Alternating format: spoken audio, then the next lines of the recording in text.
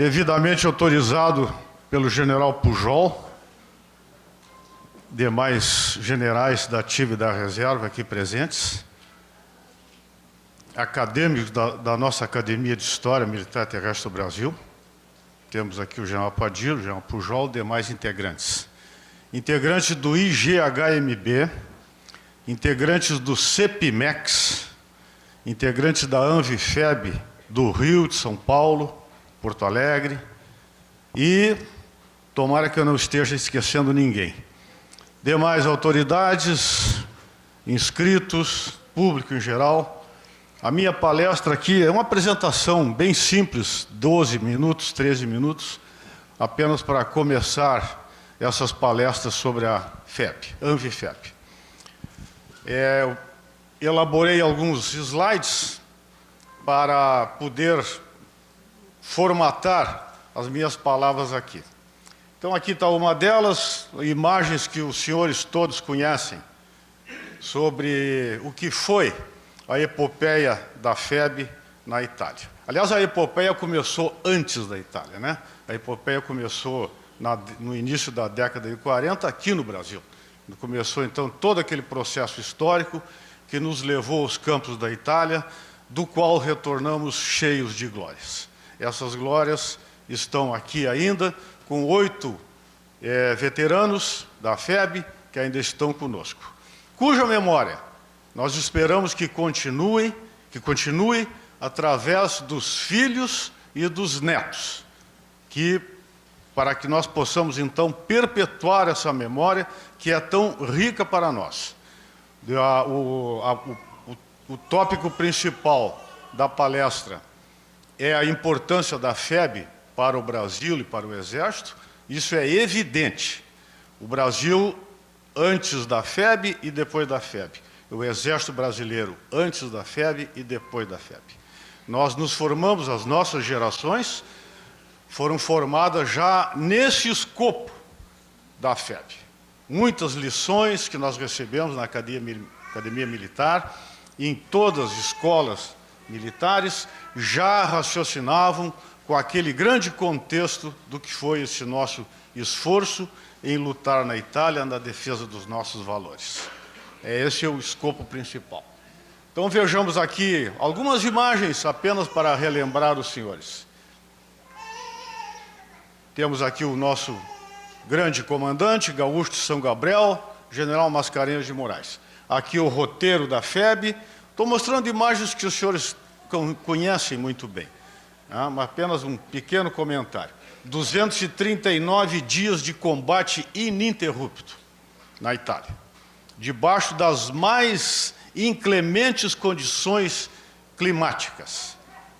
Todos nós sabemos disso também. Aqui uma visão do embarque no Rio de Janeiro, do primeiro escalão, dia 2 de julho de 1944.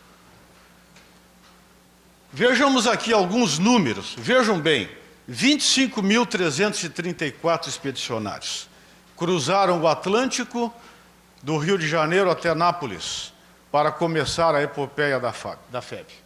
9.200 milhas marítimas do Rio a Nápoles, debaixo das mais rigorosas condições de segurança face aos submarinos alemães, conforme foi falado aqui agora mesmo pelo nosso prezado amigo Israel Bergberg, presidente da Academia de História Militar Terrestre do Rio de Janeiro e da ANVIFEB do Rio. 2 semanas de viagem, primeiro escalão, 1.200 quilômetros terrestres percorridos de Nápoles, a partir do desembarque, até a localidade de Susa, lá no norte da Itália, combatendo o tempo todo. Conquistas imemoráveis, conquistas que ficaram gravadas para sempre na nossa história. 20 grandes conquistas, mas foram muitas outras mais. Uma relação interminável de locais, localidades, batalhas, combates, localidades conquistadas e por aí vai. 463 mortos entre os do Exército e da Aeronáutica, da FAB. 239 dias de combate, prisioneiros de guerra, 20.573. Este número é extremamente significativo. Por quê? Porque aqui está a divisão de infantaria da alemã e mais 3 divisões italianas que foram aprisionadas pelos brasileiros. Se renderam aos brasileiros. Preferiram se render aos brasileiros do que aos norte-americanos e ingleses. Isso é importantíssimo saber disso. E aqui estão algumas, né? Começando lá em Massarossa, Camaiore, Monte Prano, Monte Acuto, Galicano, Barga, San Quirino, Monte Castelo, La Serra, Castelnuovo de Vergato, não confundir com Castelnuovo de Garfagnana, são 2 coisas diferentes. Soprasasso, Montese, Paravento, Zoca, Marano, nomes que os expedicionários aqui estão cansados de ter ouvido falar. Marano, Sul-Parano, Coleco e Fornovo de Itaro, até Pontes Codonha, onde foi formalizada a rendição da 148ª Divisão da Infantaria Alemã e mais a Divisão Italiana Monterossa, comandada pelo general Mário Carloni. Muito bem, essas são algumas grandes conquistas nossas lá na Itália. Muitas outras aconteceram. Seria uma relação enorme colocar aqui agora.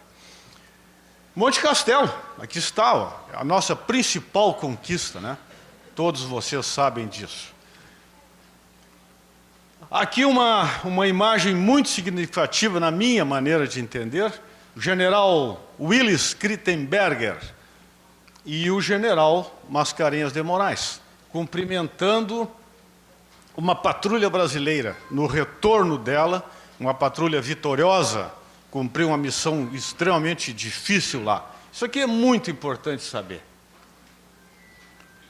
Aqui está, então, uma coisa inédita, né? Uma coisa importantíssima. Este é o general Otto Fretter Pico, comandante da divisão alemã que se rendeu. E aqui está o general Olímpio Falconieri da Cunha, que recebeu a rendição. Eu, junto com outros oficiais aqui, alemães e brasileiros, quando receberam, então, a rendição dessa divisão de infantaria alemã. Aqui está o general Otto Fretter Pico, aliás, esse aqui de baixo. E aqui em cima, então, o general Olímpio Falconieri da Cunha. O que o Marechal Mascarenhas, terminando aqui a minha breve apresentação, o que o Marechal Mascarenhas de Moraes falou para resumir o que foi a FEB? Ele disse assim: a FEB teve. O que a FEB teve nesses 239 dias? A FEB teve uma operação de abertura das operações, Camaiore. A FEB teve uma operação de dignidade, Monte Castelo, porque foram 5 tentativas. 5 tentativas. Então, se tornou uma operação de dignidade. Nós tínhamos que fazer aquilo, nós tínhamos que conquistar. Não era possível passar por cima daquilo. Se tornou uma coisa, uma exigência de dignidade. Uma operação de sofrimento, Montese, foi a mais sangrenta das batalhas. E a única batalha em que a Força Aérea Brasileira contribuiu para as operações. As outras não, ela estava em outras missões, né? Aqui sim, em Montese, nós tivemos o concurso dos nossos pilotos. Uma operação militar, Castelnuovo de Vergato. E uma operação de coroamento, que foi em Fornovo de Itaro e Pontes Codonha, onde foi realizada a rendição da divisão alemã e de 2 divisões italianas. Aqui, então, é o final aqui da minha apresentação, bem breve, e eu gostaria de dizer, conforme estava conversando agora com meu amigo Coronel Rost, que é um dos objetivos que eu achei louvável, que nós temos que trabalhar para que em cada unidade do Exército Brasileiro seja construído um monumento, por simples que seja, para sempre estar preservada a memória da FEB em todo o Exército. E dizer também que a memória precisa permanecer através dos ainda vivos febianos, graças a Deus, e dos seus filhos e netos que vão nos ajudar a perpetuar isso aí. As associações nacionais dos veteranos é que vão nos conduzir nesse trabalho.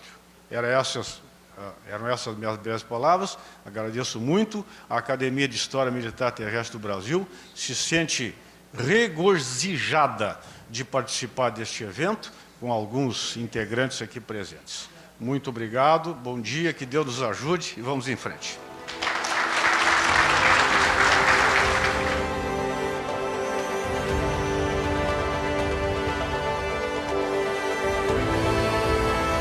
Eu considero todos irmãos. Todo ex-combatente para mim é um irmão. Porque nós somos irmãos perante Deus e somos irmão de farda, irmão de luta.